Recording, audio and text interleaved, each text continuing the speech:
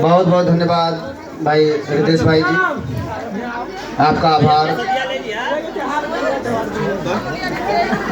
हम लोग कुछ कहने से पहले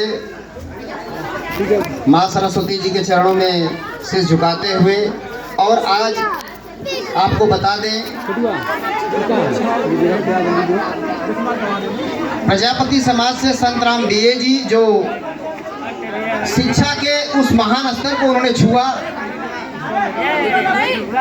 आप लोग देखिए, प्रसाद लीजिए लेकिन शांति से लीजिए, और कुछ माताएं पूजा के लिए आ रही हो, आराम से आए, अपना पूजा करें।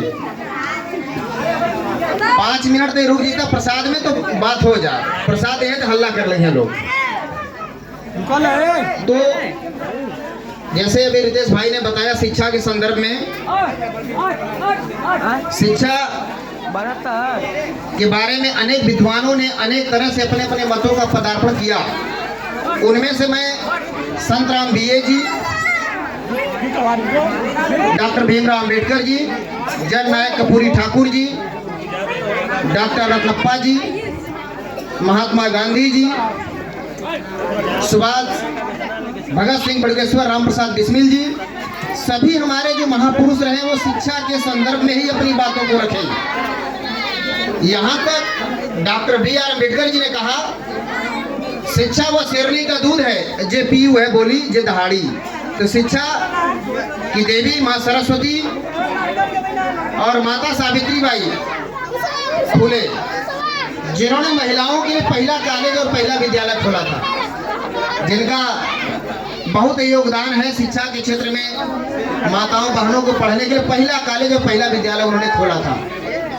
उस समय में जब महिलाओं को शिक्षा का राइट नहीं था, बहुत कम महिलाएं पढ़ा करती थी, वो उन्हीं के पदार्पण स्वरूप माँ सरस्वती के पूजन का प्रारंभ चला है। और आज हम लोग उनको शिक्षा के देवी के तौर पर नमन करते हैं, वंदन करते हैं, उनका आशीर्वाद प्राप्त होता है समाज के लोगों को। जब तक आप सभी लोग शिक्षा अपने बच्चों को नहीं दोगे, अगर खाने के लिए थाली नहीं है, एक कहावत है, खाने के लिए थाली नहीं है, हाथ पर रखकर खा लो, लेकिन उस बच्चे को पढ़ाओ। और एक माहौल जरा से बदला है हमारे समाज का, शिक्षा का, मोबाइल का।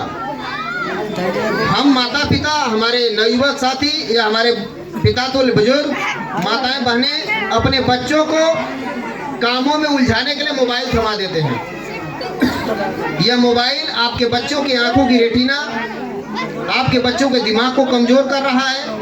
बहुत नेसेसरी हो तो बच्चों को मोबाइल दें, क्योंकि मोबाइल से पढ़ने से दिमाग काम कम करता है, किताब से पढ़ने से दिमाग ज़्यादा काम करता है। तो आप अगर अपने बच्चों को, छोटे बच्चों को समझ रहे हैं कि बच्चा हमारा बचा रहे हैं, अपना काम कर लें, तो आप बच्चे को बर्बाद करते हैं। मैं छोटा सा एक भगवान श्री कृष्ण का उदाहरण देता हूँ। अर्जुन रात को सोते हैं तो एक स्वप्न देखते हैं, बहुत ध्यान सुनिएगा, बहुत छोटा सा है और बहुत लंबा हम खींच के नहीं बताते कोई चीज़। अर्जुन रात को सोते हैं, सुबह भोर में एक स्वप्न देखते हैं और सुबह उसकी व्याख्या श्री कृष्ण जी से करवाते हैं कि प्रभु मैंने स्वप्न में देखा कि एक गाय अपने बछड़े को बहुत ज्यादा जीभ से चाटते चाटते घाव बना दिया उसको। इसका क्या मतलब है? तो उन्होंने बताया कलयुग का शुरुआत है कि माता पिता अपने बच्चे को सारा सुख सुविधा आराम देते रहेंगे, जिससे उनका बच्चा बिगड़ जाएगा, वो बन नहीं पाएगा। तो कभी भी बच्चों को रखो दुश्मन की तरह, खिलाओ हित मेहमान की तरह, तब जाकर वो बच्चा आने वाले समय में 10 साल 20 साल 25 साल बाद जब वो शिक्षा को ग्रहण करके एक अच्छे मुकाम पर जाएगा, डॉक्टर मास्टर कलेक्टर विधायक सांसद बनेगा, तब आपके घरों का दरिद्रता दूर हो जाएगा।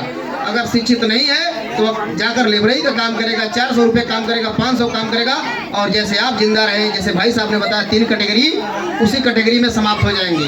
तो जो पढ़ लिख कर अपने और अपने समाज और सर्व समाज की बात करेगा, सर्व समाज में गरीब अमीर सब होते हैं, तो सबके लिए काम करेगा, निश्चित तौर पर वो महापुरुष की संज्ञा पाएगा। जैसे आज हम लोग संत राम बीए जी की जयंती मना रहे हैं, राष्ट्र रक्षक सुहेल देव राजभर जी की जयंती मना रहे हैं आज के ही दिन। और ऐसी प्रक्रिया में अगर आप लोग पूजा पाठ करते हैं अति उत्तम है, लेकिन बच्चों को पढ़ने की वह व्यवस्था बनाएं, उनसे प्रेम करें, लेकिन अति प्रेम न करें। और हम देख रहे हैं सबको प्रसादी मिल जाने के बाद घर जाने की बहुत ही जल्दी है, तो मैं इन्हीं चंद बातों के साथ मैं अपनी वाणी को विराम देता हूँ। जय हिंद, जय भारत, जय संविधान, जय मां सरस्वती।